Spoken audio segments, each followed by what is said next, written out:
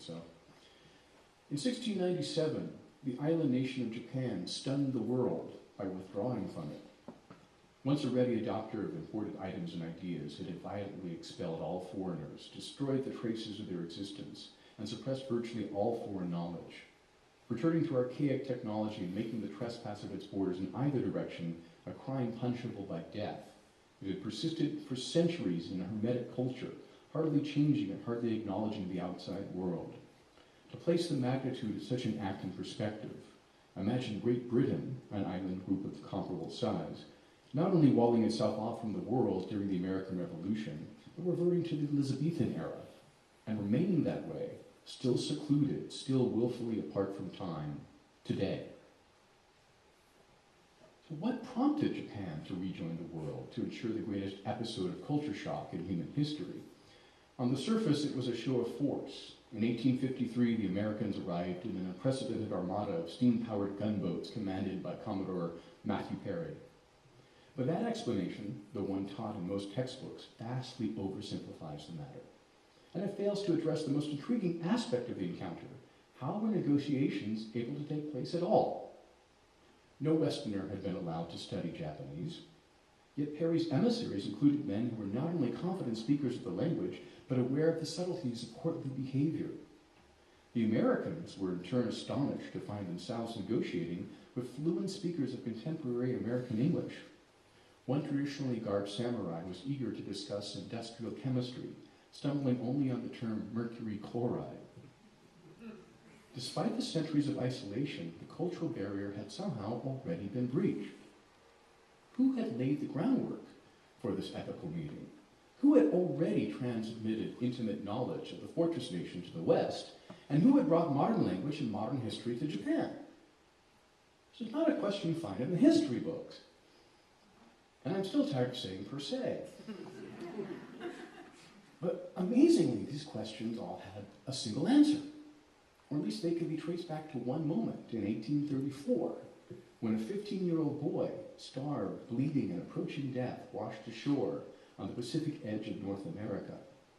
And my book is called Two Shipwrecks, because that incident, which was the first arrival of the Japanese in North America, was the key to how the rest of the world understood Japan. But it also inspired a separate shipwreck. This one was a fake one, essentially a hoax. And that one was the key to how Japan understood the rest of the world. I'd like to thank Peg for inviting me tonight and for asking me to select the theme. I chose accident because I had to pick from several accidents. There are many accidents, obviously, in this story. And I'm going to do a quick sample. And I have to jump back to the very beginning. I decided I'd do the very first accident. And it's indeed the pointedly random deaths that happened in 1597. This was the beginning of the end. This was the beginning of the closing of the nation. I had to give a good amount of backstory. I have to use history in order to tell the story. So this is just a few pages. There were 23 of them, gaunt and staggering from the forced march. It was difficult to look away from their faces. The lull of their heads revealed the raw, scarring places where a month earlier, supremely sharp blades had lopped off their left ears. Some were still bleeding from the side of their heads. Almost all were bleeding from the soles of their feet. They had walked 600 miles, hand-bound, barefoot, over cold-hardened dirt roads in the height of winter. Now it was 10 o'clock in the morning of the day after Rishun, the traditional beginning of spring, and frost still lined the wayside. They were trudging uphill, ascending from the water's edge to a high bluff overlooking Nagasaki Bay. The grade was steep and they were past exhaustion, but some of them flashed startling smiles for the struggle. Just a few hundred more yards to go. Their amputated ears marked them as common criminals, yet to the crowd assembling to watch them pass, they were clearly nothing of the sort. Ordinary miscreants, thieves, forgers, servants, insufficiently respectful to their masters, were not paraded all the way from Kyoto, the imperial city, to a wheat field on the outskirts of a bay. 4 of them were foreigners of the sort called Tenjukujin, or men from India, not because they hailed from there, but because for centuries India had been shorthand for as far away as possible. The death sentence had first been imposed upon the entire congregation of a Franciscan church in Kyoto, Then, when that seemed too unwieldy a number, reduced to a list of servants attached to the church. For good measure, an assortment of parishioners were added: a swordsmith, a sake brewer, an apothecary, a 12-year-old boy. When the soldiers could not find one of the condemned, a man listed in the baptismal records as Matthias, they fulfilled their quota by carrying off another man with the same Christian name. We know nothing about his age, place of birth, or date of baptism, a church historian would write. God accepted him too. There were 23 of them, but as they approached the wheat field, they saw 26 devices hammered together from fresh hewn wood and laid flat in 2 long rows upon the just greening plain. The extra ones were for the 3 Jesuit priests who had compassionately accompanied them all the way from Kyoto. The governor of Nagasaki, having received no instructions on how to deal with these additional men, had erred on the side of caution. Since they had shared the journey, they would also share its end. The 3 had been measured like the others for a custom-tailored cross. Gonzalo Garcia, a 40-year-old half-Portuguese, former merchant who had taken the vows of the Franciscan order late in life, was the first to enter the field. "Is this mine?" he asked, pointing to the nearest cross. It was not. He was led further down the line. "My good friend, God be with you," he called out to a face in the crowd. "I'm going to heaven." Louis Ibaraki, the 12-year-old, began to sing, "Paradise, Paradise," in a clear voice, soprano. The Japanese method of crucifixion differed somewhat from the New Testament variety.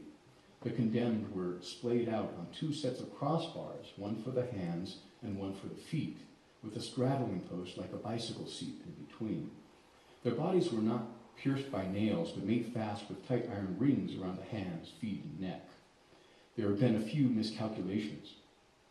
Paul Mickey, an apprentice Jesuit from a wealthy Kyoto family, was too short for his cross, his ankles well clear of the leg irons. He had to be strapped down with numerous linen strips, bound so tightly the onlookers flinched. "It does not really hurt," he assured them.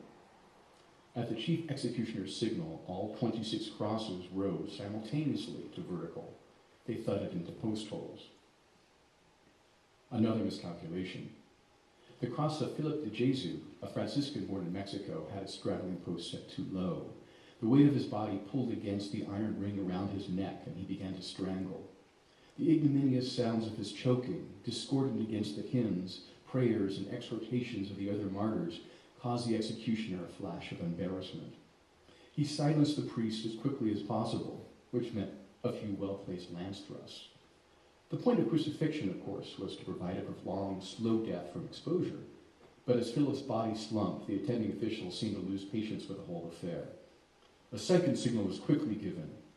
4 pairs of soldiers stationed at both ends of both rows began to work their way toward the middle, flanking each victim and stabbing upwards in unison. Even this did not go smoothly. A Spaniard named Franco Blanco managed to free one of his hands from its iron ring before he died. A spear detached from a shaft lodged in the chest of another Spaniard named Martin. The soldier was obliged to climb up and retrieve it. "They died in a very honorable cause, and the deaths were good for them," one Jesuit wrote of the martyrs, "but the consequences have been very unfortunate." It was, all told, a botch of an execution, but there would be no repercussions from the governor of Nagasaki or from any other high officials now filing out of the killing ground. Unlike other public crucifixions, this one had never been meant as a cautionary theater of agony, to be witnessed by as many of the general populace as possible. This was an act of signage. The prisoners had been marched 600 miles for one purpose only, so that their bodies might be hoisted on this spot in full view of the men watching on the ship below. The great ship. Each year, a single massive vessel set sail for Japan, dropping anchor, weather and piracy permitting, in Nagasaki Bay. Its holds, grown with the exotic, wares from China, Siam, and even the India, Tenjuku myth. Yet more exotic still was the ship itself and its masters, as far from their homes as it was possible to be. In the Lord's year of 1597, the great ship was the San Antonio, commanded by Captain Major Ruiz Mendez de Figueiredo. Like his predecessors, he had arrived with imports both tangible and intangible, crates and barrels, but also a passenger roster of eager missionaries, not unlike the ones who now loomed in stillness overhead, along with the savagely arbitrary cross-section of their followers. The message was for the captain, and, since the bodies would remain aloft for a year and a day, for the next captain of the next great ship.